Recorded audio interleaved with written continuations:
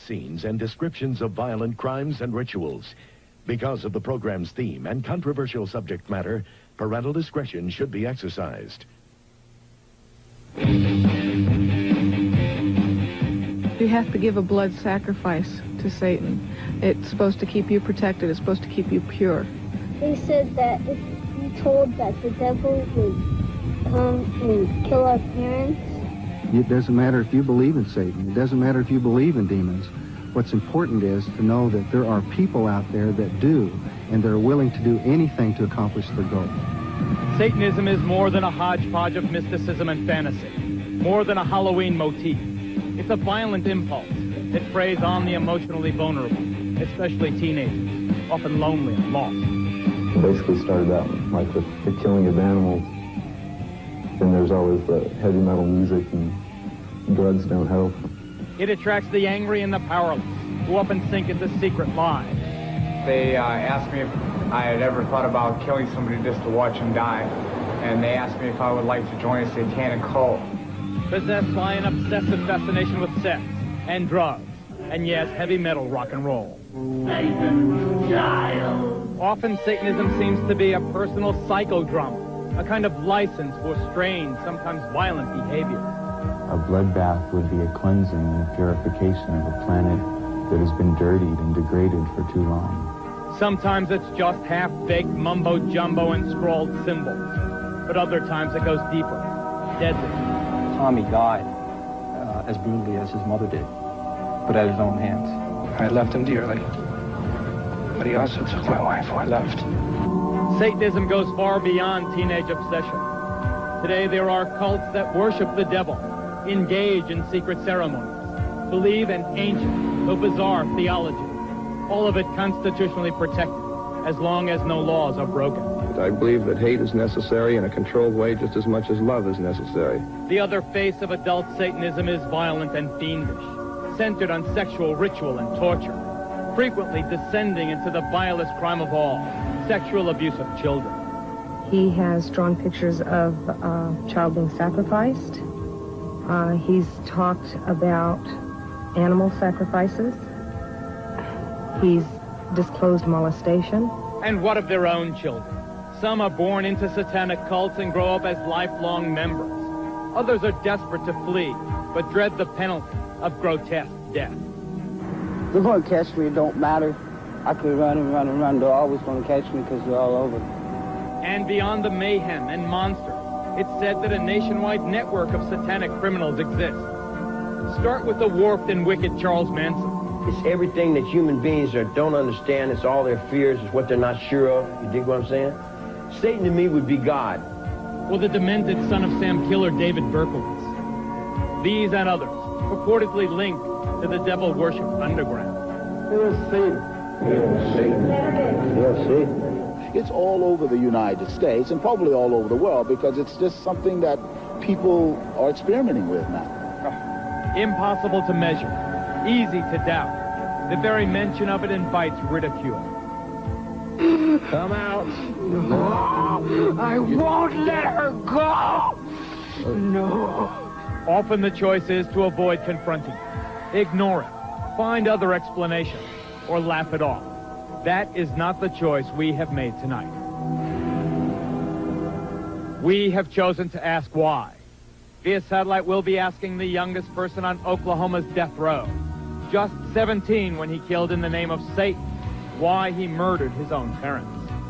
And to Southern California, where we will ask the parents of children in the notorious McMartin preschool why they claim their kids were satanically abused. And to London, where rock star Ozzy Osbourne will tell us why he feels he and heavy metal music are getting a bum rap. And to the state penitentiary in Angola, Louisiana, to ask convicted killer Charles Gervais why he thought the devil would award him 10,000 souls. The Investigative News Group presents the Geraldo Rivera Special. Devil Worship. Exposing Satan's underground.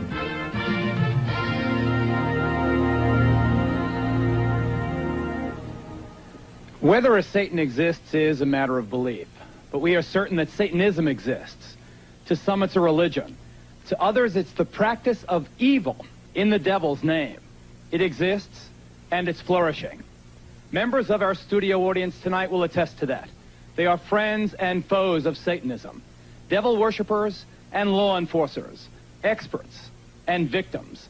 They'll help us understand this force that exalts evil and darkness. We'll be asking why. Why does it exist? And why does it appeal to so many vulnerable people, especially the young? Now, the very young and the impressionable should definitely not be watching this program tonight. This is not a Halloween fable. This is a real-life horror story, and it will give small children bad dreams. As for teenagers and their parents, we hope you are watching, because it's teenagers who are most likely to fall under the spell of this jumble of dark, violent emotions called Satanism, and in some cases, to be driven into committing terrible deeds.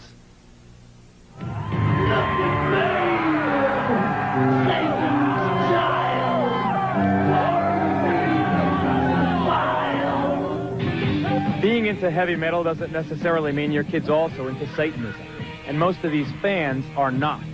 But there is an undeniable connection between obsession with the really hard stuff and the occult. This stone pony from Kansas City is named Spike. The upside down cross is a symbol of Satan. Ozzy is a rock and roll singer, and most acid rock is involved with Satanism. Let him who hath understanding reckon the number of the beast. A heavy metal freak from Louisiana, Joe got himself into self-mutilation in Satan's name. We'd cut our arms and let the blood drip into a cup, and we'd pass it around and drink from the cup, from each other's blood. Kim from Colorado also practiced the gruesome ritual. Violence with blood. We like to see blood, and we used to eat blood and stuff like that. Drinking blood as entertainment is apparently a staple in the acts of heavy metalists like Wasp. My life became centered not only around the marijuana I was smoking and the booze I was drinking, but it became centered around Satan. Although Satanism is more obvious in the lyrics of groups like Megadeth, Slayer, Venom, and Iron Maiden, in St. Petersburg, Florida recently, satanic symbols filled the air at this concert by Danish-born King Diamond.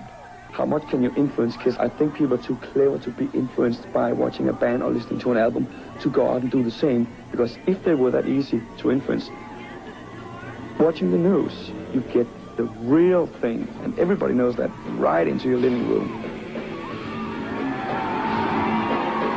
Personally, I am a Satanist, a practicing Satanist, but we never try to preach that religion to anybody. Bull. An avowed Satanist, Diamond's protest that he's not preaching is belied by lyrics laced with references to death, graves, and evil. Of course, to some, it's just rock and roll rebellion. Satan has nothing to do with this kind of a concert. It's just an outlet to have a good time. Parents think, oh, Satanism, their kids. It's killing their kids. It's not killing their kids. The parents are screwing up in the beginning. We're the next generation. United!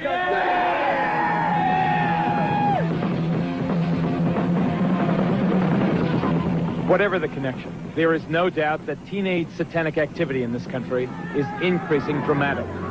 In Bayou country in southwest Louisiana, one persistent problem has been grave robbing. So what do they take out of these tombs? They take out the bones, okay, especially on the older type grave sites as this, because our understanding is that the right little finger has something to do with their culture, and they make a necklace out of them and they wear them. A necklace out of the right the knuckle? Right knuckle. And the graffiti is no longer John Loves Mary. Death chamber, the point of no return, this says. As you walk into the main vault, is the devil's pentagram, 666, the sign of the devil. Over here, a bloody skull and crossbones. In Maine, a dozen churches were defaced with satanic symbols.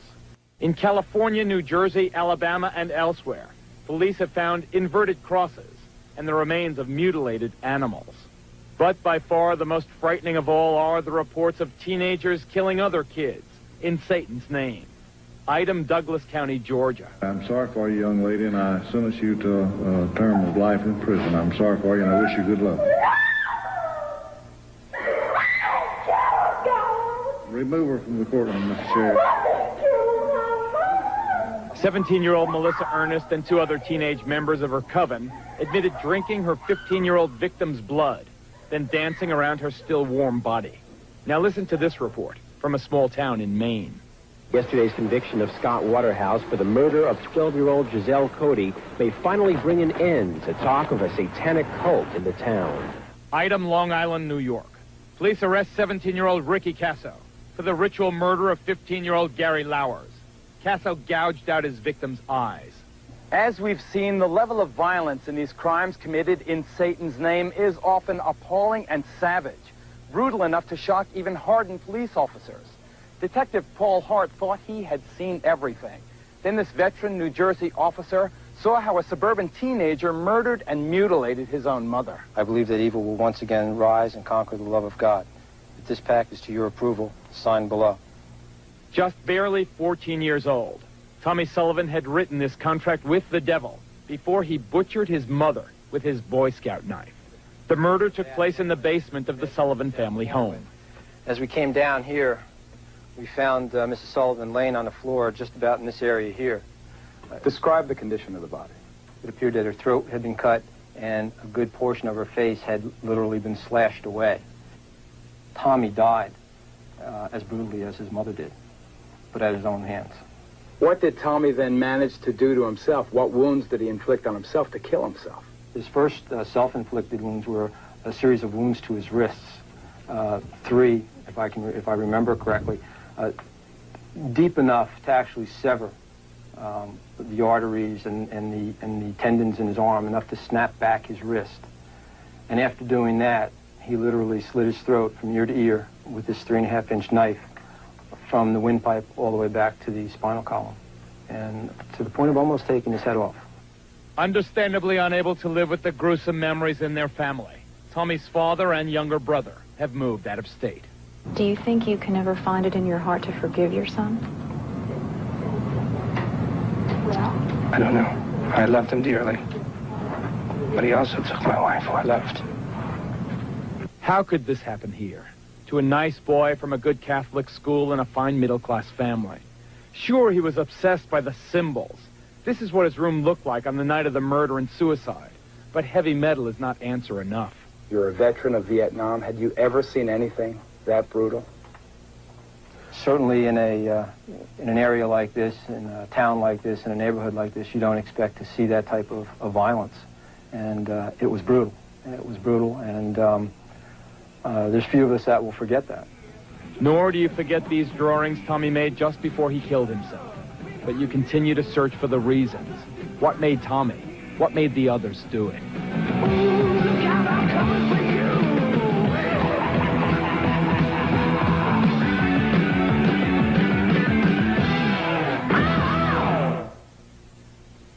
As reporters investigating this story for months, we have a good idea of what's going on in this country. Our big question tonight is why.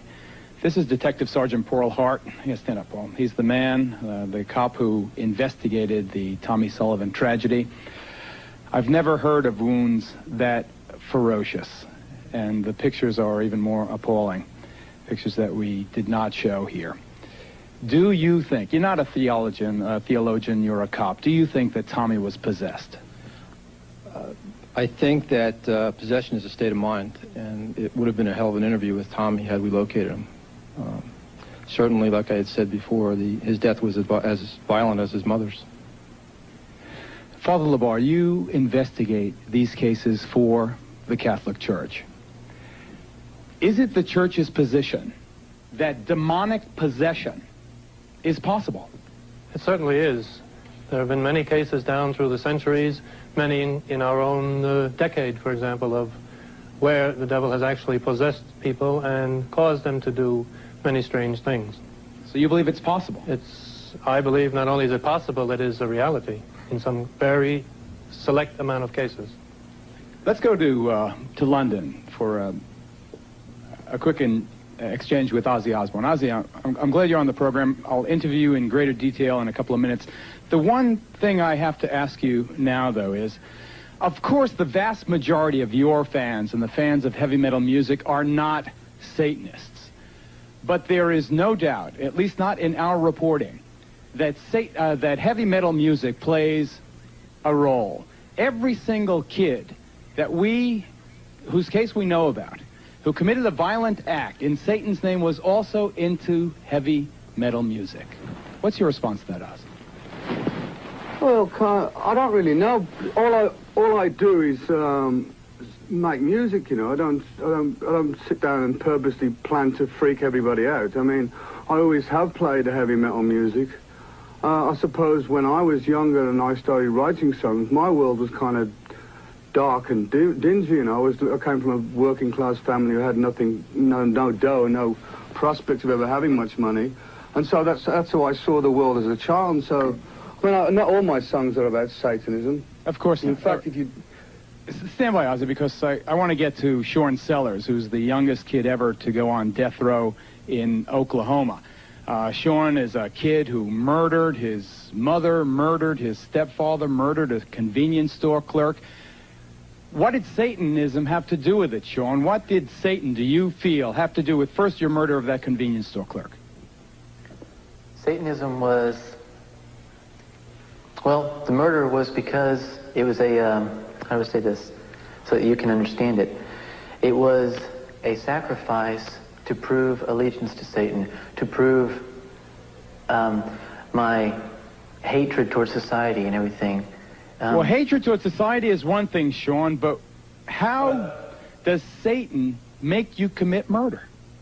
Yeah, but Geraldo, Sean, in that particular situation, Sean Sellers... This is Tom Wedge, an expert in Satanism, who is with Sean in the Oklahoma State Penitentiary. Yeah, right. Go ahead, quickly. Sean had broken every one of the 10 commandments except thou shalt not commit murder. And after he worshipped before the altar and asked for powers from Satan, he went out to do this. Technically, it was a human sacrifice. Okay, I got to move on. You guys stand by. We'll get back to you. Stay with us, ladies and gentlemen. We're going to get into the mind of another all-American boy who came under the influence of Satanism and took part in a crime without passion or motive. He and his pals beat another classmate to death. We'll be right back.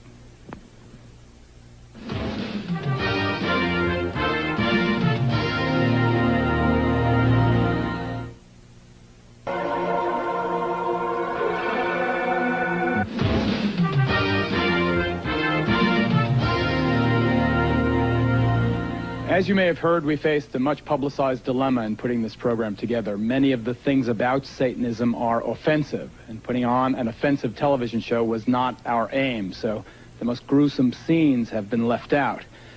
Now, what we've kept is strong. We think it's strong enough to get across an effective warning. Satanism can be cause for concern. Its roots are anywhere. Its roots are even in the very heartland of this country. Take a look. Carl Junction, Missouri. A town of about 4,000 souls in the heart of the Bible Belt, where people believe in God and the devil. Periodically, satanic graffiti and some mutilated animals turn up, causing alarmists to cry that satanic cults are operating in the area. Those charges were routinely discounted until a group of students from this high school shocked the entire nation. Late one night last December, 4 teenagers who had been dabbling in Satanism carried baseball bats, a cat, and a length of rope to an isolated spot near their small town here in Missouri.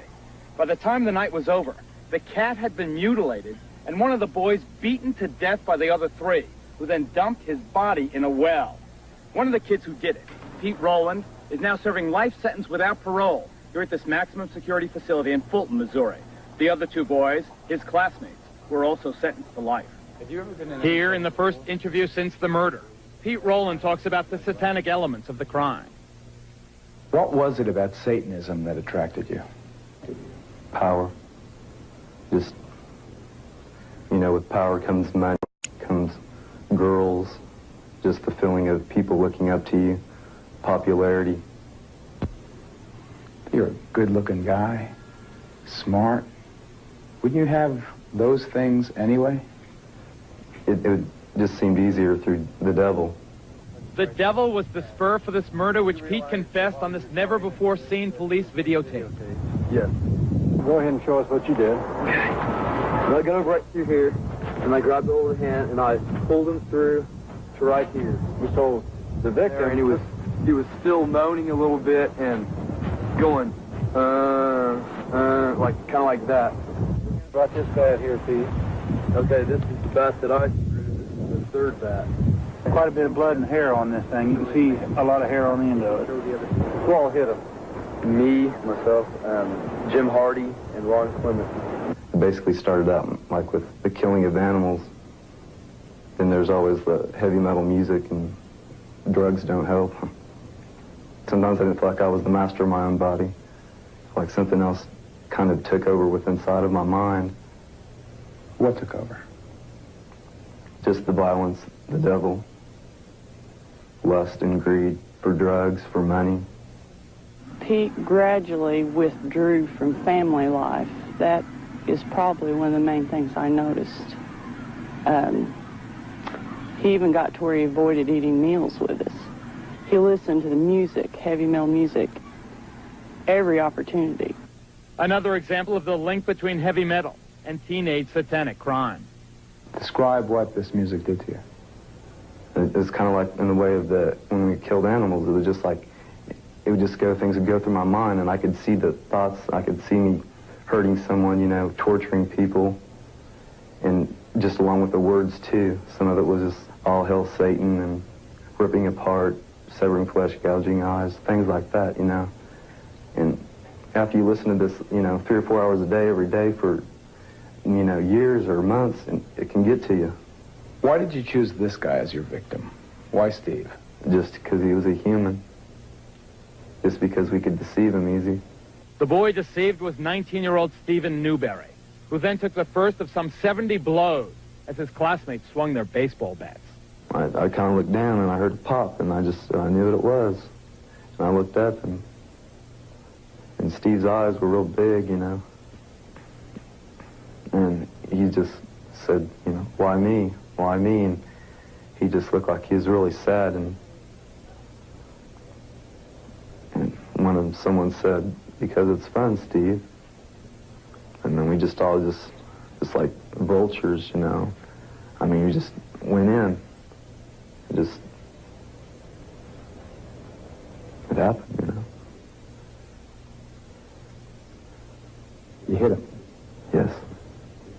In the head? Yes. How many times? A lot. And I look at my hands sometimes and I think, you know, are these the hands that killed him? And I mean, I know they are, but it just doesn't seem like it, you know. I don't want to, you know, I would never want to kill anybody again. I mean, right after we did what we did, I felt real empty inside. I felt like I could never love again, you know. I felt like a zombie. The devil double-crossed you? Yes. It just leads to your own destruction. How do you know that now? Look where I'm at, you know, look at my sentence. I mean, I'm in jail with life without parole. I feel very guilty that I didn't pay attention, that I didn't. There were some things that I saw that I feel like I should have paid attention to. I saw the album covers, and they're hideous. I just assumed that if they sell it, it's got to be okay. I saw satanic symbols on his bookwork, and I had spoken to him about it. Didn't mean anything, you know. I assumed it was a passing phase. I had my things when I was that age. I assumed that he had his. I assumed wrong. And I would advise anybody, if they see anything like that, to look into it. Don't ignore it. It doesn't pass. It's just something I'll never get over, ever. Parents, heed the advice of Pete Rowland's mom. Pay attention. Satanism is not a harmless fad or a passing phase in some of these kids' lives. Ozzy? Yeah? I know that your lyrics are less excessive than groups like Slayer or Venom or Iron Maiden or some of the others, but still, for some reason, maybe it's because you've been around for so long, I see tattoos of your name on some of these, you know, teenage devil worshippers' arms. Wherever I see devil graffiti and satanic graffiti, I see your name also. Do you feel a sense of responsibility, Oz? The only responsibility I feel is the fact that I'm a true musician of what I play. I don't want to make anybody start doing all this devil worship crap, because that's not my intention. Although I have sang on a few songs about the devil, you know, that's about it. You know, I don't want anyone to harm themselves. What about the issue of responsibility? What about the whole thing about guilt? Do you feel responsible? I don't feel guilty. I feel kind of persecuted by everybody because I'm not a bad guy. My intentions are not to harm anyone. In fact, it's directly the opposite. Like when people come to my concerts, I want them to have a good, fun evening out, you know. And it seems to me that a lot of people judge the book by the cover more. So they write things about me where they don't even know what they're talking about, you know. Well, there are lots of people out there, lots of people here in our studio audience who have a very different point of view. We'll get to them. Coming up next, a look into the dark soul of Satanism. Stay with us.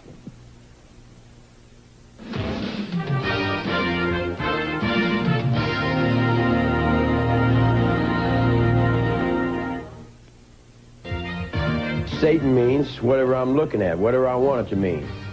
It's on my forehead. It's me if I can get up on that highway. It's me trying to save my air, my water, my trees, my wildlife. It's me on that cameraman.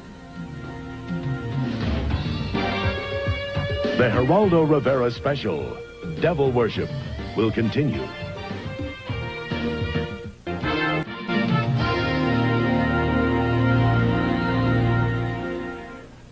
Once again, a warning about some tough language and descriptions in a report that we'll have for you in just a moment. Let me introduce you first, though, to Zena LeVay. Her father, Anton LeVay, is, I guess, the founding father of Satanism in this country. Founding it about 25 years ago, Zena? Yeah, approximately 25 years. Can you tell us with any certainty how widespread the religion of Satanism is in this country or around the world? Well, the religion is worldwide. We have members just throughout the world, and it's a legitimate religion. It's perfectly within it's legal. But how many people? Hundreds, thousands, tens of thousands, hundreds of thousands? Hundreds of thousands, I can't say. Thousands, easily. What is it, Dr. Aquino? Dr. Aquino, the high priest of the Church of Set? Temple of Set. Temple of Set, also a colonel, interestingly enough, in the United States Army. What is it, this Satanism?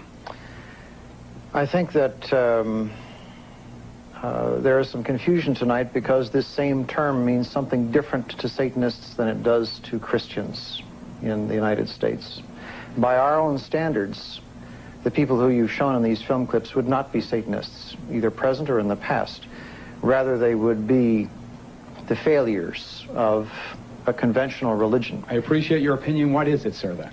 What is Satanism? Well, originally the Church of Satan, when it was founded, was composed not of people with a hatred for Christianity, but of people who, by and large, were agnostics and atheists, because they felt that the institutions which had arisen around Christianity had failed in their moral commitment. So Satanism itself became an emphasis on rational self-interest and on taking responsibility for your own intellectual and ethical decisions. Rational self-interest, you call it? Yes. Okay, one thing we do know that Satanism has in common with other religions is the belief that the devil can inhabit your body. Remember the movie Exorcist, the film? It dealt with ridding the body of Satan in a ritual called exorcism.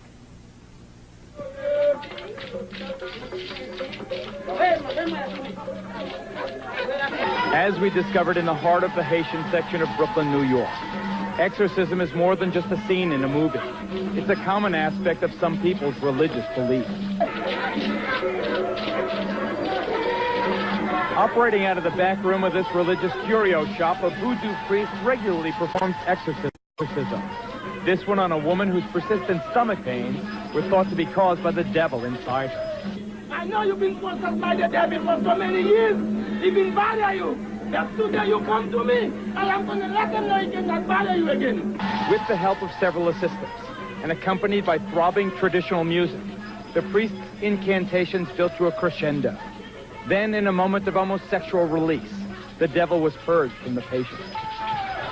That you can inject, that you can take all the malady, all the sickness away from you. In every way, Southern California is a very long way from the heart of Brooklyn. But at the church of a preacher named Roy Masters, exorcisms of the devil appear just as sincere, far out, and dramatic. With a background in show business rather than theology, Masters claims the members of his congregation react so profoundly to the laying on of the cross because they feel and fear themselves possessed by the devil. Come out. No, I won't let her go. No. Devil worship is as old as religion itself. It's the grim alternative, the flip side of life. Evil over good, dark over light, Satan over God himself. Come forth and bestow these blessings of hell upon us.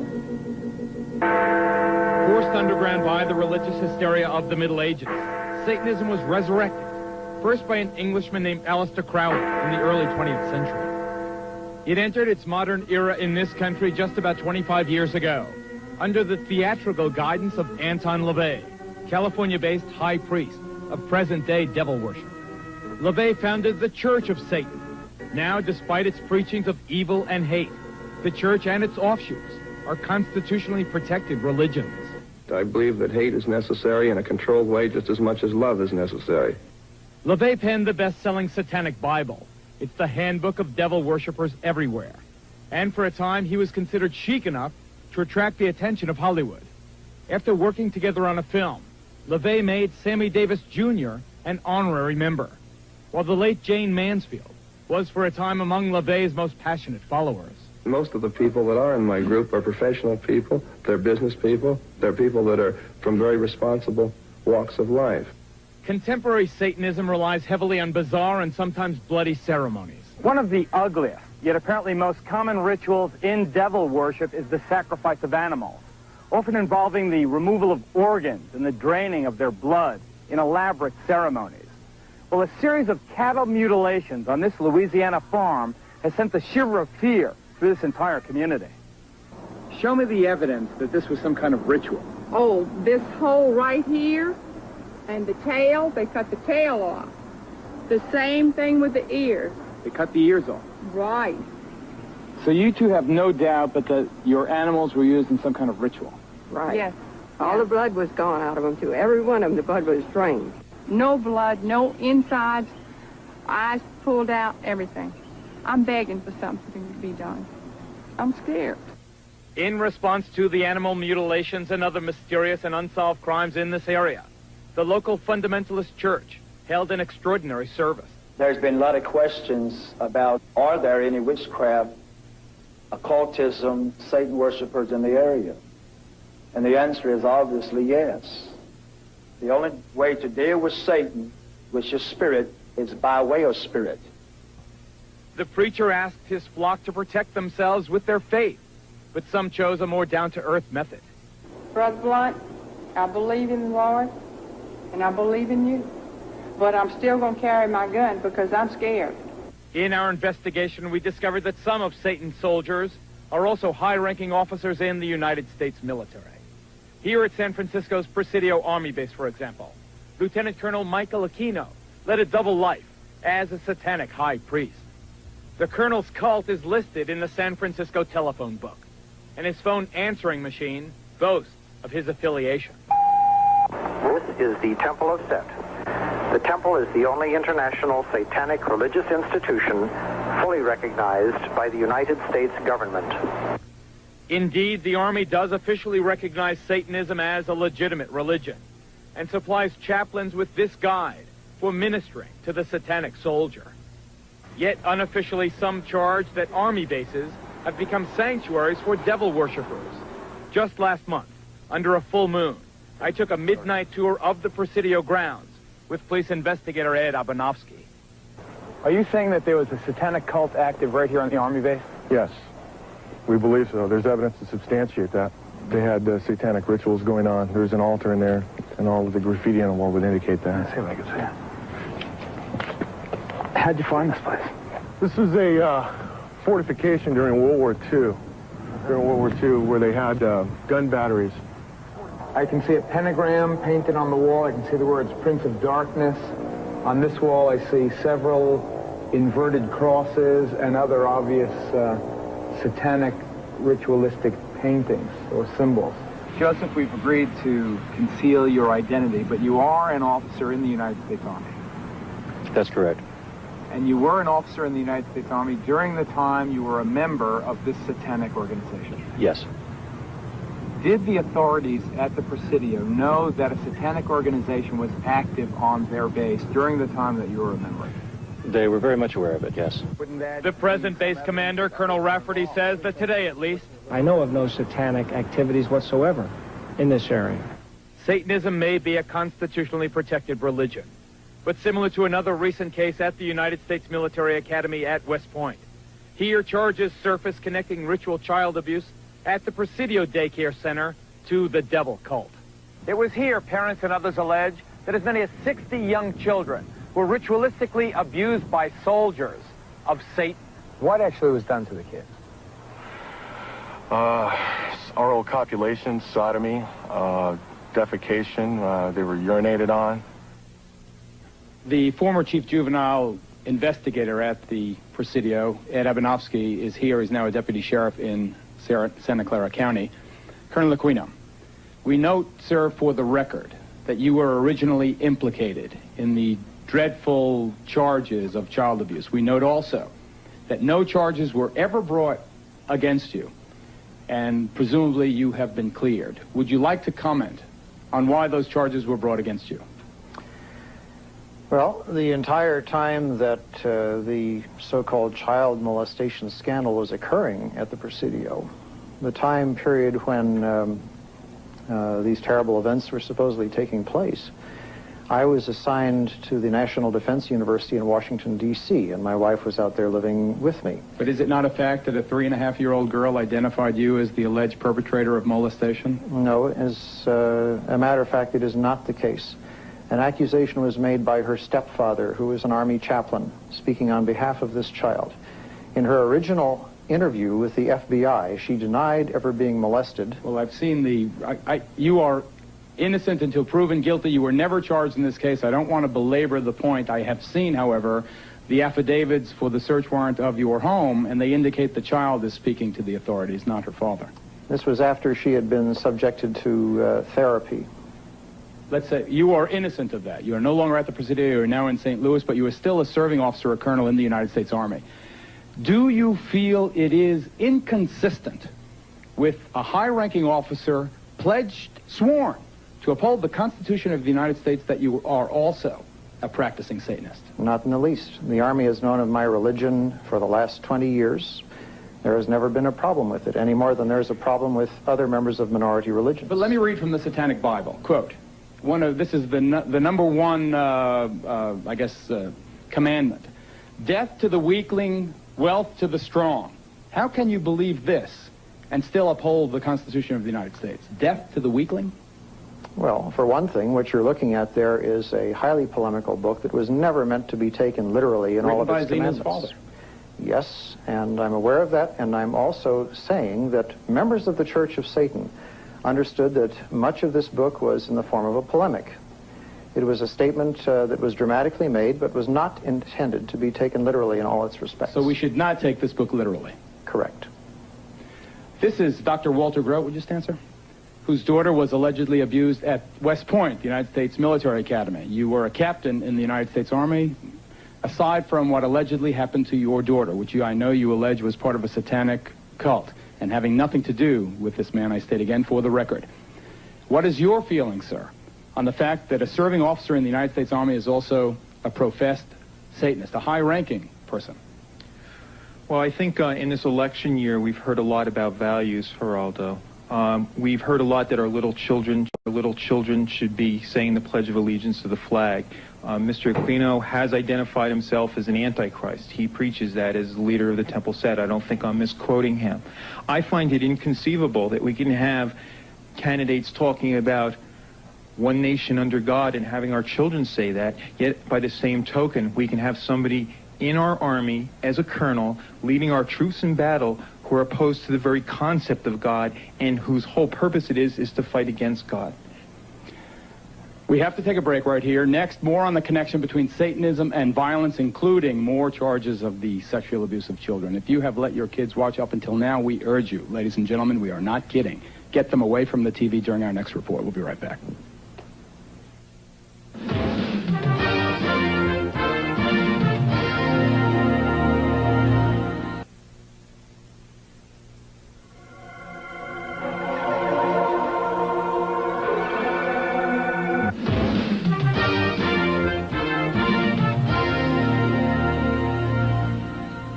Once again, parents, we urge you to heed our strongest warning about this next report on the abuse of children, the alleged abuse of children, because if the point of devil worship is evil, what could be more evil than this?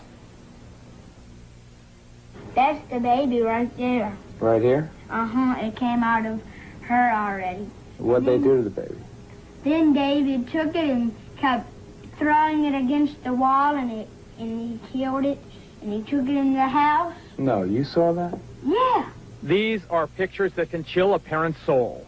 They're a symptom that something dreadful, unspeakable has happened to the child.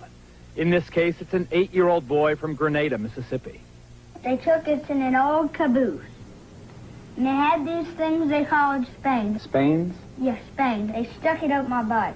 Who stuck it? David. Your dad? Uh-huh. Ow, did it hurt. 2 doctors have provided medical evidence that from a very early age, this boy has been repeatedly abused. His mother goes further. She claims the sexual abuse happened as part of a satanic ritual.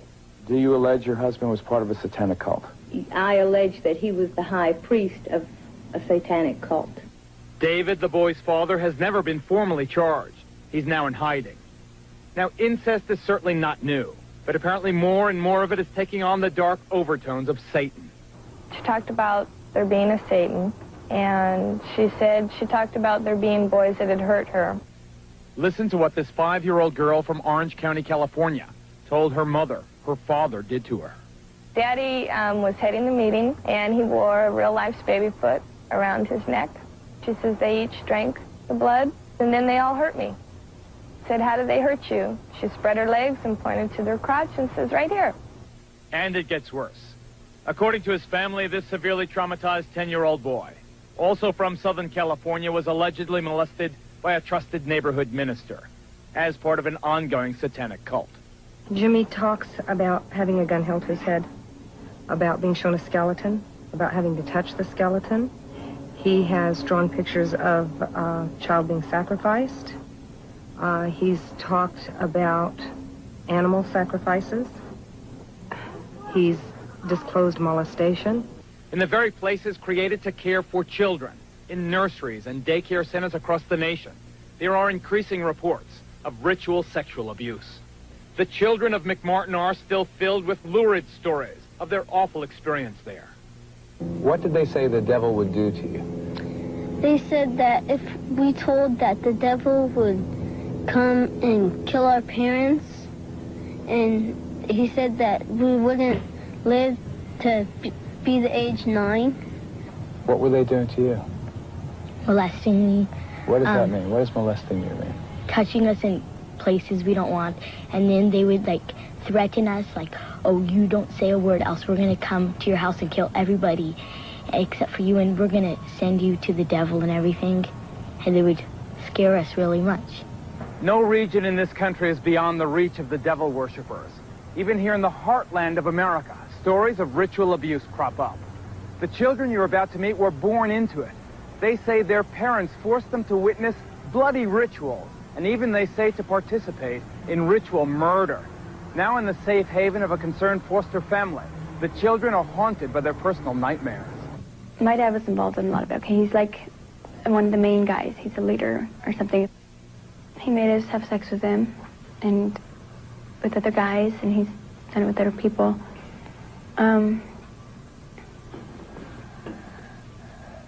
I don't know. I just don't like him. Tell us what else besides having sex with him and the other guys that made you do. Kill kids and be there and involved in everything else that happened. And I had to be there. And if I didn't, he threatened, like, you're going to be killed, or people aren't going to believe you if you tell anybody.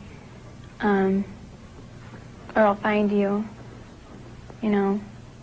So he said there's no way out and you must do it. We found out she had been defecated on, that it was smeared all over her body and put in her mouth. My children have talked about all of those things and worse. They've talked about having to kill other children. Well, she told me about the time from as we think was about year and a half, 2 years old, when this was the satanic cult that she was involved with. And she was made to take a gun and put it up to someone's head. It was another child, and pull the trigger. One of the greatest difficulties in reporting a story like this one is that so much of it sounds so outrageous, too dreadful, too bizarre to be true. Well, here in Nebraska and elsewhere across this nation, concerned citizens have gotten together to defeat that disbelief. This organization is called Believe the Children.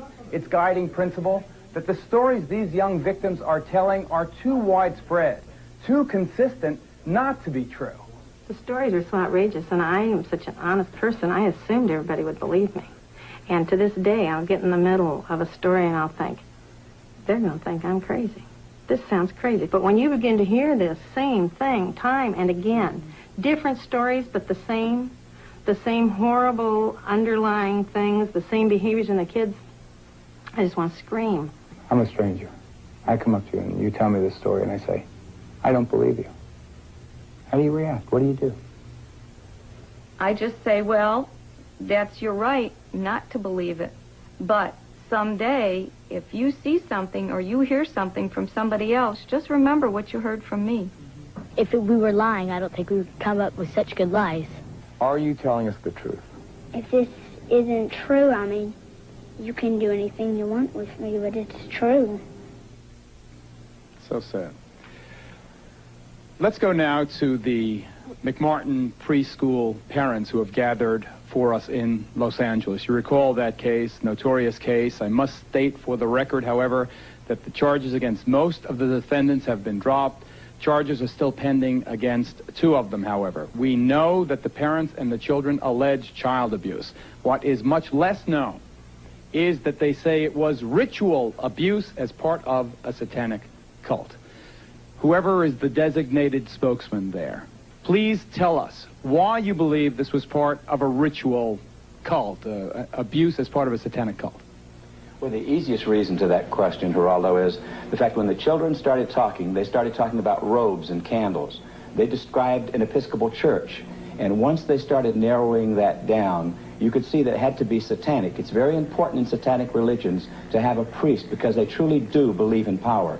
The difference only between Catholicism and the Episcopal religion is almost done. They both use wine, they both use bread, and so on. The truth about Satanism is they truly do use blood, and they mix it with urine, and then they also use the real meat, the real flesh. This is what makes Satanism true, and this is what 1,200 molested kids in the city of Manhattan Beach have told the Sheriff's Department, and it's an outrage that we are where we are with this case, and these poor unprotected kids that have, that's 1/3 of the school system in the city of Manhattan Beach has been molested. We have 8 preschools closed here.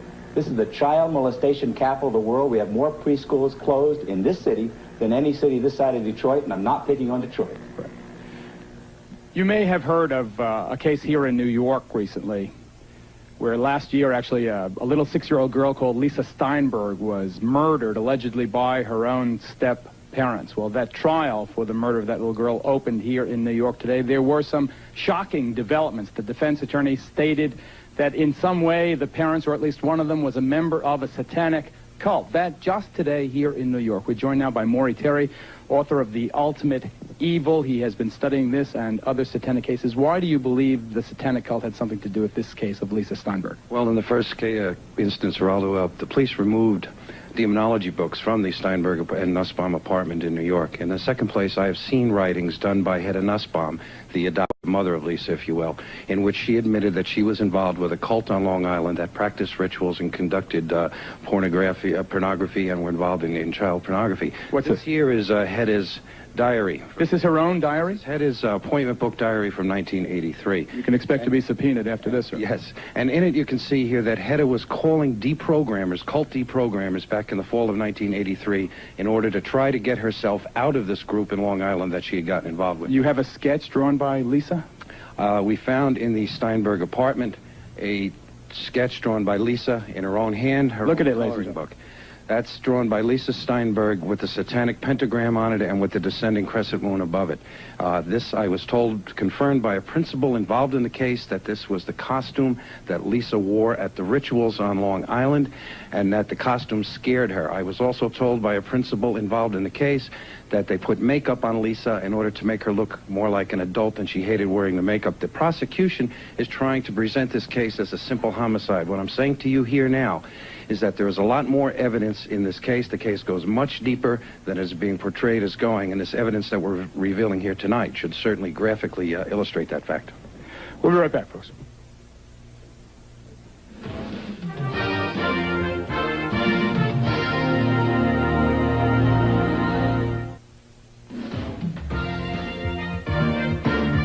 Berkowitz, Lucas, Ramirez, and Manson are the all-stars in the halls of infamy. But the vast majority of these ritual murders are not the work of the celebrated psychopaths. There are literally hundreds of cases most of us have never heard of. The Geraldo Rivera special, Devil Worship, will continue. Reminder, this program deals with devil worship and satanic beliefs. It contains explicit scenes and descriptions of violent crimes and rituals. Because of the program's theme and controversial subject matter, parental discretion should be exercised. The Geraldo Rivera special, Devil Worship. Exposing Satan's underground continues. Welcome back. The subject is Satanism, and I've been asked repeatedly where the idea to do it came from. Well, it goes back to someone that I interviewed for our special last spring on murder and the frightening fascination verging on adoration that so many people felt for this person.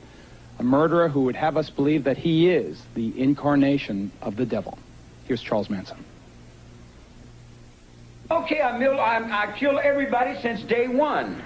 I've murdered them all. I'm God and I've killed everybody. Or the devil. Oh, the devil, yeah, you could use the word devil or demons or whatever you want to call it. Mostly the devil in your world, ain't you? Well, okay, I'll play. There's no game I can't play. There's no game I haven't played. You are the devil. Yeah. Okay, I'll be the devil then. Along with Hitler, cult leader Charles Manson is today's top satanic celebrity. Yeah, I chopped up 9 hogs, and I'm going to chop up some more, you I'm going to kill you as many as I can. I'm going to pile you up to the sky. Responsible for at least 9 ritual murders, Manson is revered by many modern-day devil worshippers who have adopted his philosophy of the mass extermination of those they consider unfit to live. We would like to see most of the human race killed off because it is unworthy. It is unworthy of the gift of life. Nicholas Schreck visited Charlie at San Quentin, keeps a picture of his hero on his apartment wall, and displays a lock of Manson's hair as if it were a sacred relic. A bloodbath would be a cleansing and a purification of a planet that has been dirtied and degraded for too long. David Berkowitz, the son of Sam, was also a Satanist, the serial killer who terrorized New York while murdering 5 young women and seriously wounding at least 6 others. Berkowitz was deeply involved in bizarre rituals. So was Henry Lee Lucas, who told police he murdered his girlfriend, his mother, and others across the country, all for a satanic cult. Why do they want to kill people? It's supposed to be for the reincarnation of the devil. And when a series of ritualistic rapes and murders hit Southern California, it should have come as no surprise that Richard Ramirez, the alleged Night Stalker, worshipped the devil. Hail Satan. Hail Satan. Hail Satan. Hail a belief system that exalts sadistic murder, torture, ritualistic suicide, and racial purity. This has historically been a sacred day, a day of purification, a day of hell and fury. We mourn not its victims, we honor its victors. In closing, I would remind those here that murder is the creditor's prerogative, and there is no birth without blood. Berkowitz, Lucas, Ramirez, and Manson are the all-stars in the halls of infamy. But the vast majority of these ritual murders are not the work of the celebrated psychopaths. There are literally hundreds of cases most of us have never heard of. Like this satanic murder in Denver, Colorado, where the victim was handcuffed, chained, and slaughtered. Authorities claim that before he died, the victim participated in drinking his own blood. Or this diabolical example in the city by the bay. Here in a rundown San Francisco neighborhood far from the tourist attractions and the Golden Gate Bridge, a satanic cult committed crimes of incredible brutality. This is the story of that cult and of its leader, a devil-worshipping murderer named Clifford St. Joseph. The body was tucked underneath the front wheels on the curb side, wrapped in yellow blankets and tied with guitar string. What was the condition of the body when you found it? It had a number of unusual wounds on it. One of the most unusual things was a design carved into the chest of the individual. And once we examined it more closely, it was an upside-down pentagram. The Devil's Pentagram, the inverted five-pointed star found on the unidentified corpse of St. Joseph's victim, is apparently the principal signature of Satanists. Like a recurring nightmare, it shows up at crime scenes and in their graffiti everywhere. At St. Joseph's apartment, where this grisly murder was committed, I talked to Ed, a fringe member of the cult, and the state star witness. What was going on in this apartment? They asked me if I had ever thought about killing somebody just to watch them die, and they asked me if I would like to join a satanic cult. Ritual crime was apparently a regular occurrence at this apartment. In this case of torture and murder, the victim has never been identified. For purposes of this case, he was called John Doe number 60. The first cut would be to the lips. That sealed the person's mouth for all eternity. They also poured wax, I guess, in the eyes, and that sealed their eyes for all eternity. They did much more to John Doe number 60, but we'll spare you the details. Caught and convicted of murder, kidnapping, and ritual abuse, St. Joseph and another cult member are currently serving long prison sentences. Ed remains free, although he claims only to have been a reluctant participant in the murder of John Doe 60. He does admit bringing a teenager here to be chained up and ritualistically abused. How can you say you have no guilt when you bring a 17-year-old kid in here, you help shackle him to a radiator, and then participate in his torture and sexual abuse? Well, I never participated in torture, and no torture was allowed of him. You were having sex with a kid who's chained up. What are you talking about? Well, Ricky, first of all, likes that type of sex. What was going on here is a nightmare. Yes, it is. Yes, it is a nightmare. Are there devil worshippers, are there murderers involved in this particular case still at large? In this particular case, yes. We do know we have one person identified, other man identified, who was present during this particular homicide. Do you think that this ritualistic stuff is spreading? It's all over the United States and probably all over the world, because it's just something that people are experimenting with now. Satan means whatever I'm looking at, whatever I want it to mean. It's on my forehead. It's me if I can get up on that highway. It's everything that human beings don't understand. It's all their fears. It's what they're not sure of. You dig what I'm saying? Satan to me would be God. That man is so repugnant. All of these satanic murderers are. The acts that they have been convicted of committing are so horrible that the question could fairly be raised again, why are we doing this broadcast? We are doing it, ladies and gentlemen, because it's our feeling that these cases are too often overlooked, too often underreported. We think that there is a widespread problem here that you deserve, that you need to know about. Joining us right now via satellite, we have another convicted satanic murderer. His name is Charles Gervais. He is currently serving a life sentence in Angola Penitentiary in Louisiana. Mr. Gervais, why in Satan's name, did you hammer and strangle to death an innocent person? Did you really think, sir, that they were going to give you 10,000 souls, this devil? Well, Raldo, I can't talk about my case. Get to the point about Satanism, Charlie. Okay. There's a lot of confusion in it, and it's mostly people that really don't understand. Listen, what about this 10,000 souls, Buster? That's what I want to know about. Well, that's what I've got into Satanism for. Why? Why? Because it possessed power. Where were you going to get this power? Where were you going to use this power? In hell. In hell. You're going to kill a person on earth to get the power of 10,000 souls in hell? Are you sick? No. Why aren't you condemned to die? Why aren't I? Yeah. Did you use Satanism as a defense? Yes. Ted Gunderson,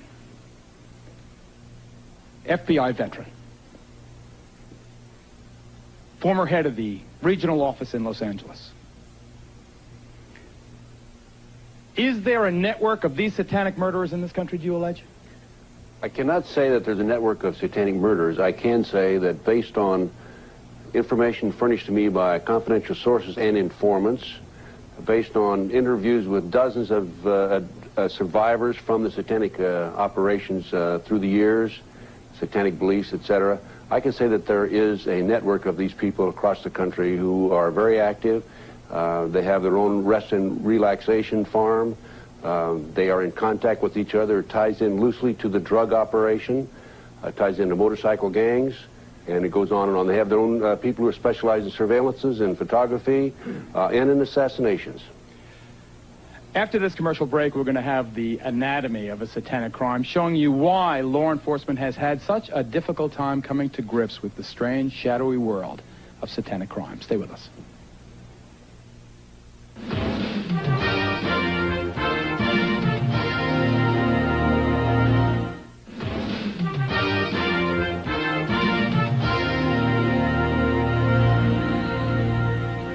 One reason we think you haven't heard more about them is that many satanic crimes are simply not recognized as such. Take a look at this report, please.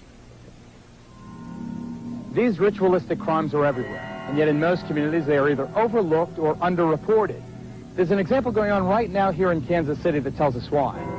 In this house, in a quiet residential neighborhood, a series of brutally violent, horrible crimes have been committed, and yet the police and prosecutor in this town seem either unable or unwilling to draw the obvious connection between what happened here and Satanism.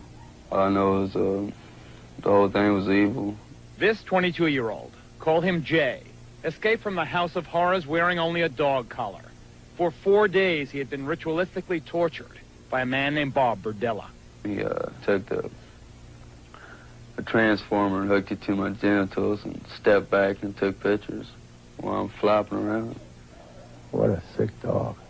It seemed to never end, you know. After Jay escaped through a window by burning the ropes that bound him to the bed, the police arrested Burdella.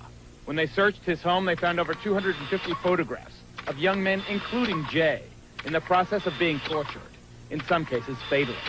Hidden in the walls of the home, they also found a human skull. He had pictures of guys that he had did things to. Kids tied up and with marks on them and things. Apparently, Burdella would pick up young men, usually hustlers like Joe. Many of them runaways who cluster in Kansas City Strip. I need $25 so you For a small amount of money, these kids go anywhere to do anything with anyone. Unfortunately, some went home with Burdella, whose involvement with devil worship was easily apparent. There was, for example, a satanic symbol on the outside wall of his house. His business card seemed straight from hell, and he ran this macabre shop of horrors, possibly stocking it with his own unique hobby. By agreement with the district attorney, Burdella was allowed to plead to 1 count of murder. He received a life sentence, but many people in this community are outraged that the investigation went no further. Did the police pursue these allegations of satanic involvement? The police department, it's my understanding, called in some people who knew about witchcraft to talk to them about that. That particular aspect of the case basically went nowhere. County legislator Carol Cole disagrees. Why do you think there is no attention being paid to that ritual aspect of this case? You're in the heart of America, the Bible Belt, and we hate to think that people like that live next door to us. We're turning our backs on, acting like it doesn't happen. We're putting our hands over our eyes as if it didn't occur here, that it was just a murder. This is Detective Lee Orr of the neighboring Kansas City, Kansas Police Department. Do you believe there is a satanic aspect to these horrible crimes? Yes, I'm sure there is, yes. We've also had contact with people that have come out of the occult, Satan worship, who have definitely made statements and who I've interviewed that state that Mr. Burdella was involved at a higher level than most in the occult. If these allegations exist, as we merit you that they do, isn't it reasonable that if you pursued them with vigor, you might find evidence that could pin more of these crimes on this man, that might help solve some of the cases of missing children and missing young adults that you have in this and surrounding communities? There isn't any question that if there are people who have information about him being involved in witchcraft or Satanism, and that information has not been given to us, that we would love to have it because it would be further leads that we could follow. Here perhaps are some leads for investigators to follow. Item. Police reports obtained by us show local authorities have long been aware that devil worshippers were conducting large-scale ceremonies in the Kansas City area. Item. This young man says he was an eyewitness to a sexual orgy at Burdella's house, one with heavy satanic overtones. And item. This woman claims she met Burdella through her former husband, a high priest in a local satanic cult.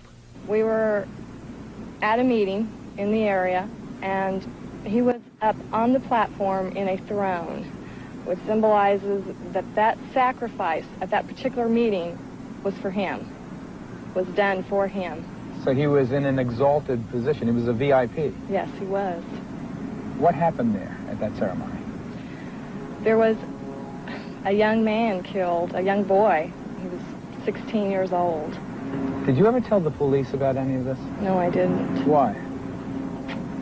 People don't believe you when you talk about these things. People just do not believe these things happen. Remember, aside from the torture and sodomy of Jay, who escaped, Burdella has pled guilty to just one murder, a runaway whose skull was found inside his house. A second murder charge is pending. Yet police sources tell us Burdella is suspected in at least 7 homicides. When they excavated his backyard, they found remains of 3 people. Paul Howell believes his missing 19-year-old son was among them. They found a head right up here, I believe. A skull? A skull right up in this area somewhere. It is one thing for law enforcement to be uninformed. It's quite another, though, for them to refuse to follow known leads. Paul Howell alleges they did exactly that, with the information he provided from his own investigation. For 3 years, he says, he begged them to investigate Burdella's suspected connection with his boy's disappearance. I dug through his trash and found different things. At one time, I thought it was dog remains. Later on, after the investigation, the police come in 3 years later, I found out that this is the way they said Bob disposed of some of the waste of the human remains. He put them in dog food bags and set them out in the trash. What must it be like to a father to think that his own son was disposed of in pieces in someone's garbage? It's just very upsetting, actually, and want to get even. You want to find everybody that's involved beside Bob and hope that it don't happen to anybody else's kids. It apparently also happened to Harriet's kid, Bonnie's husband, James, who disappeared in 1985. When James first disappeared even, we begged him to do something to go in Burdella's house to get a search warrant for any reason to try to find my son in there, because it had been told to us that he was possibly chained up in the house in there. Photographs of James' tortured, apparently murdered body were among those seized by police. Will you charge Burdella with the murder of James Ferris? That is not something that I can tell you yes or no. Will you charge Burdella with the murder of Jerry Howell? And again, I can't tell you whether or not there will be charges brought against Mr. Berdella or anybody else for the murder of Mr. Howell. Is it possible that by narrowing the focus of the investigation, people who are involved in these awful acts are still free? Yes, there's no question about it. You cannot subdue individuals and photograph them, and you're in the photos by yourself. So there is a great implication that somebody else that participated in this is still at loose, and they're at large in the city, and you're going to be reading about it again in another 12 or 16 months.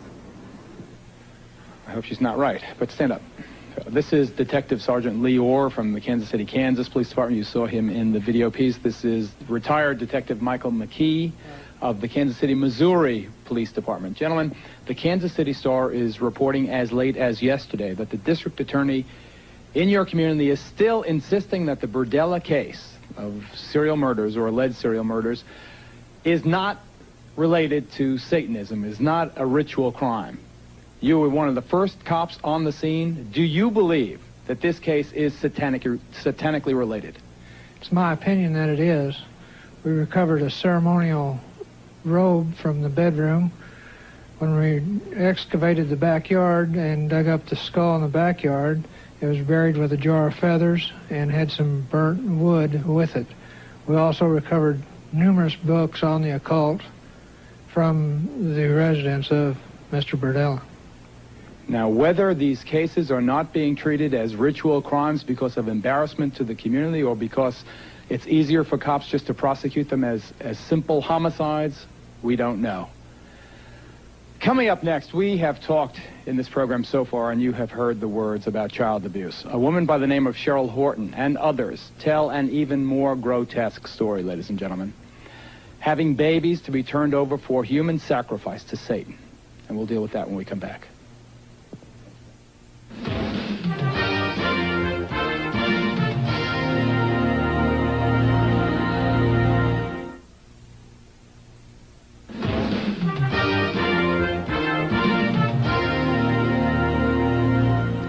I think sometimes that, ironically, on television, when you give a disclaimer, it has exactly the opposite to the intended effect, and more people tune in than tune out. I'm going to say this as straight as I possibly can. I am begging you, if you're a parent and you've got kids there, that this subject is just too upsetting for your young children. Please get them out of the room or change the station. We urge you to exercise parental discretion. It has been established, as you have already seen on this program, in courts of law now, that human sacrifice is sometimes an element in rituals performed by people calling themselves Satanists. There is no longer any doubt about that, though just how often it actually is done is obviously impossible to know. The ideal sacrifice, we are told, apparently requires babies. And there are those people in satanic sex, including mothers who have belonged, who tell of babies being bred for sacrifice. Take a look, please. Read what they do, Guy. They use blood in their rituals, and the blood that has the most power is baby's blood. In the classic horror film Rosemary's Baby, Mia Farrow is drawn into the clutches of a satanic cult and is married to the devil. This is no dream. This is really happening. She conceives the Antichrist, providing the group with a living symbol of Satan to be worshipped and adored. God is dead! Satan lives! As sickening and unbelievable as it sounds, bearing children for use in satanic rituals may really be happening. My daughter, who I named Wendy, was sacrificed at birth with an upside-down cross and then taken outside and buried. My son, they kept and let live till 2 years old, and then he was sacrificed. Michael and I had a son, and he was dedicated to Satan at birth, and at 6 months of age, he was sacrificed to Satan. It is most common for the heart to be taken from the child and offered to Satan. These women say they speak from personal experience. They claim to be breeders, forced by covens to bear children, both as a way for the cults to get new members and to find fresh victims for ritual murder. Did you give birth to infants who were sacrificed? My first two. Were sacrificed? Were sacrificed. I was told it was the highest honor I could ever do as a woman, was to sacrifice my first two. And you did that? I was so brainwashed, I believed their philosophy. Jackie tells us she was able to escape her satanic cult. Today she helps other women, like Donna, who are trying to break free. You killed your babies? Take the skin off. You skin the baby? You take the baby's skin off? Do you feel remorse? Have you told the police? I had to do what I had to do, or I'd be killed like the babies that they made me watch killed, and that they put in my hand. They said, "Obey, or this is you." Jackie, you have some pictures drawn during the therapy sessions by the people who've been through this. Why don't you show me some of them? This picture is a person remembering skinning children and babies and hanging it out to dry. And children, skinning them, taking the skin off alive while they are alive, and skin them until they die. And that's how your babies died? They took a little patch about 3 by 4 off of her stomach, skinned her, and said, "We'll skin you all the way if you talk or cry." You learn not to cry real fast. I don't cry. For their part, mainstream Satanists strongly deny these gruesome allegations. Zena is the daughter of Anton LaVey, founder of the modern-day Church of Satan. That's a popular misconception, too, is that children are sacrificed at the altar, that animals are used for sacrifices. And it's a horrible, horrible misconception. This is real hard for the police because they can never find proof, and that's because the bodies are sometimes consumed for communion, sometimes burnt, sometimes put in concrete. For proof, the women offered a few grisly photos. But as the Satanists are quick to point out, the images of death and decay are impossible to verify. These middle-class housewives that are worried that we want to abduct their children are barking up the wrong tree because we wouldn't want anything to do with their whole mediocre and corrupt lifestyle. Because the charges are so bizarre, most mental health professionals distance themselves from the entire area of Satanism. But here in Denver, Colorado, the Bethesda Psychiatric Institute has become the first in the country to devote an entire department to treating the victims of ritual crime. Can we believe these stories of sacrifice? I believe we need to believe them. They sound bizarre. They sound beyond the capacity of human beings. But the stories we receive are tremendously consistent. Is this an epidemic? I believe involvement in Satanism is increasing. I believe it is present in many communities around our country, and I believe it demands our attention. But somebody is apparently trying to discourage scrutiny. We've talked to therapists who treat ritual abuse victims, and they tell us of the threats they've received. I have direct knowledge of both death threats on a therapist and an attempt to end that therapist's life, which was unsuccessful. Here in Chicago, a group of well-known therapists from all over the country had the courage to share horror stories of threats and intimidation. Therapists have been directly threatened in ways that are quite alarming to them. A patient indicated to me that she wished to sacrifice the child with which she was pregnant. Naturally, I wasn't too enthusiastic about this. Shortly after this occurred, I started to get telephone death threats. One of the things that I would add is that we are now hearing these reports from literally hundreds of therapists in every part of the United States. Someone out there is telling us to back off. Still, the greatest toll seems to be on the women who say that they have bred babies. Babies that were sacrificed for Satan. I will probably have nightmares tonight about it, as I have about my Joey that I have been talking about. I wake up screaming for him now in the middle of the night. I dream that he's lost and I'm trying to find him. Sickening, so incredibly outrageous, so incredibly unbelievable. But Zena LaVey, are these women lying? You have to understand that everything, every single thing you've given as examples of Satanism here are completely from a Christian standpoint, that everything you've put forth as being considered satanic is not considered satanic by my standard or my definition of Satanism. Lying? Well, have the bodies been found? Where are they? Cheryl Horton, who joins us via satellite from Los Angeles. Cheryl Horton. Zena LeVay, Satanist, who A, points out that this is not in keeping with her teaching, but B says, where is the proof? Where is the proof? Why is there no proof if what you're saying is true? Hi, Geraldo. There's no proof for a fact of one thing. They burn the bodies. They either do that, they'll chop them up and dump them in the ocean, or they'll pour them in concrete, or they take and they use them for communion and eat them and then make bones out of the tools. Cheryl, listen. These The stories, let me interrupt you. Cheryl, please, let me interrupt you.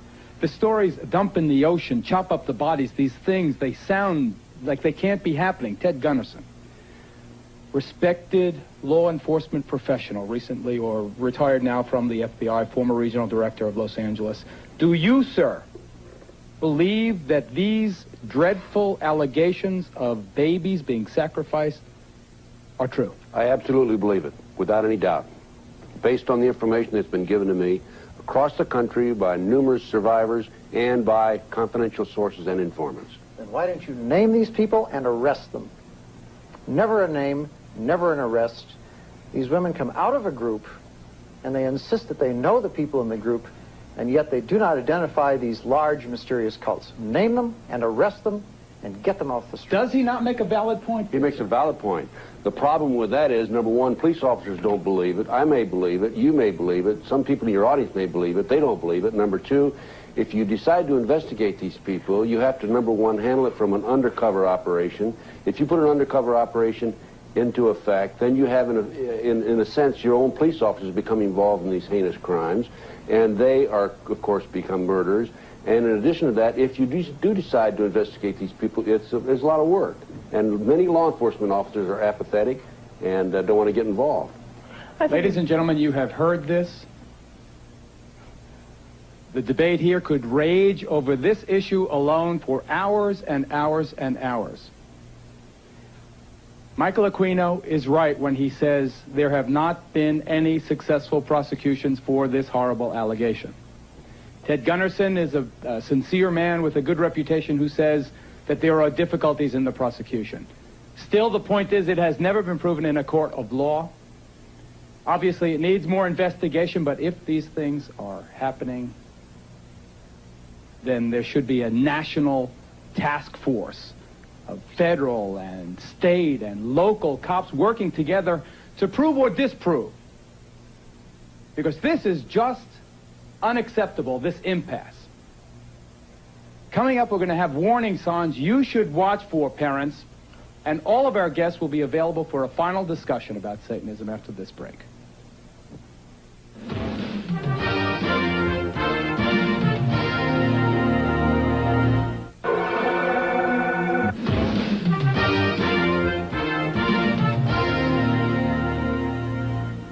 Father LeVar, from the point of view of the Catholic Church, is this something Catholic parents, and I'm not singling out the Roman Catholic faith, obviously this affects children of all races, colors, creeds, religions. It seems particularly strong, as you've seen over the course of the last 2 hours, to be very strong in the so-called Bible Belt among fundamentalist Christians. But from the point of view of the Roman Catholic Church, is this something for parents to be concerned about? Something very much for parents to be concerned about, because in our Catholic theology, we know the power of the devil. We know the influence that the devil can have directly and indirectly. And whether you want to deny it as the Church of Satan people want to do, or call it by another name, it doesn't matter. It's the power of evil, the force of evil, and it's that thing which disrupts ordinary human life, which, as we've seen, happening so often. So it is necessary for parents to beware and be Dr. careful. Aquino, is it the force of evil? Does it disrupt?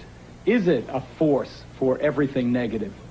Well, if you're talking about Satanism as legitimate Satanists define it, absolutely not.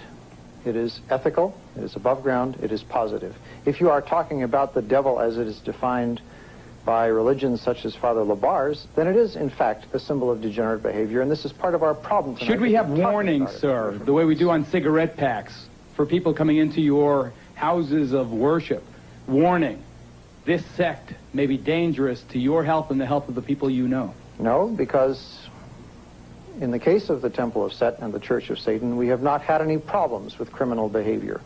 Among and yet other when you things, hear story after story after story of people committing these wretched crimes, these violent crimes in the devil's name, you find one common thread to that all these people that you've shown tonight come from a background in which their moral instruction has been from a religious tradition other than ours. It may be Father Labar's, it may be some other mainstream one, but it is not that of Satanism. Sean Sellers, condemned to die by lethal injection because of the murder of your mother, your stepfather, and a convenience store clerk. You've heard the Satanists say that it is not the teaching that is wrong, it is the person that's wrong. Are you using Satanism as a cover for your violence? No, I'm not. I've heard quite a few, well, I can call them as lies on the show right now. I've heard Dr. Aquino say that Satanism is not, or the ideals that we're talking about here are not Satanism. That is because Satanists believe that good is evil and evil is good. And so, of course, they're not the ideals that he believes in. He believes that evil is good. That is what I believed in. I heard him say that the Satanic Bible is not to be taken literally. But I talked to a 16-year-old boy yesterday who takes the Satanic Bible literally. I've been working with a lot of ministries around the United States trying to get and help people get out of the occult. He takes the Satanic Bible literally. I took it literally. A lot of people are taking the Satanic Bible literally. And I heard Anton LaVey's daughter say that these babies who are being sacrificed, it's not Satanism. Or she wouldn't answer to saying that it was. The fact of the matter is that kids are abducted, teenagers are drawn into the occult, and a lot of them are being used for occult sacrifices.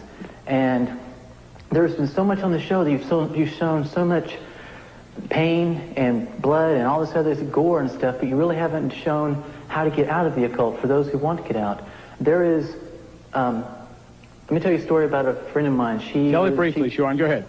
Just give me 1.5 minutes. Go ahead. Her name is, anyway, she works with the Watch Network in Texas, and she told me that a lady called her and said, my daughter's involved in Satanism and I want her to get out, but I don't want her to become some kind of Jesus freak or anything like that. Sue told her, I'm sorry, I can't help you. A month later, the girl was living with her aunt and uncle because her mother was in an insane asylum and she was threatening to kill her aunt and uncle. What's your point, Sean? She destroyed 3 lives, her mother's, herself, and her aunt and uncle's, because she didn't want her mother didn't want her to become a Jesus freak. I want to tell you right now, there is no other way out of Satanism except through Jesus Christ. Do you believe in the devil to this day? I believe in the devil, but I don't worship the devil. I'm a Christian. I stand up boldly and proudly and proclaim my faith in Jesus. I'm telling you, there is no way out of Satanism except through Christ. Do you feel a sense of frustration that people don't believe you when you talk about what happened to your daughter? Yes, I do. The problem with this whole issue is that because the crimes are so heinous, that people don't want to believe that an adult would do this to a child. And I don't know about the Church of Satan or the Temple of Set. I can't say that they had anything to do with what happened to my child. But if you look at a child's behavior, a child who's been ritually abused, there is no way that you can say that these things that they're talking about didn't happen to them. From the nightmares, to the running around the room when they disclose, to the latching on, to the crying and saying, Mommy, Mommy, Mommy, don't go out, because if you go out, they're going to kill you. Threats, intimidation, fear. That's how this happened to my child and children all across the country. And it may have nothing to do with Dr. Aquino or Miss LaVey. All I know is what's happening to kids all over the country. They're being ritually abused. I don't know who's behind it, but it's happening. And parents have to be aware that children are not lying. Police officers have to listen to children. Listen to what they're saying and look at their behavior, because a child cannot talk like you and I, who's been ritually abused. We'll be right back.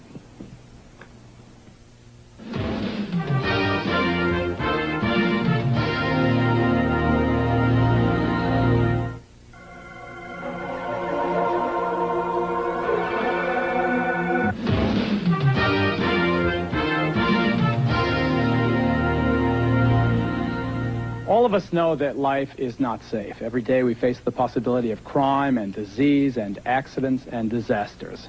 So here comes Satanism, which most of us would like to write off as harmless antics by some lunatic fringe. A few years ago maybe, but not now. We have seen that Satanism can be linked to dope and to pornography, child abuse, and to murder. It has led seemingly normal teenagers into monstrous behavior. They preach mysticism. Other people, however, practice evil. And that is why we brought you this report tonight. I'd like to thank all of our guests, especially those we did not have a chance to get to. I'm Geraldo Rivera, ladies and gentlemen. Thank you very much for watching. We'll see you next time. Good night.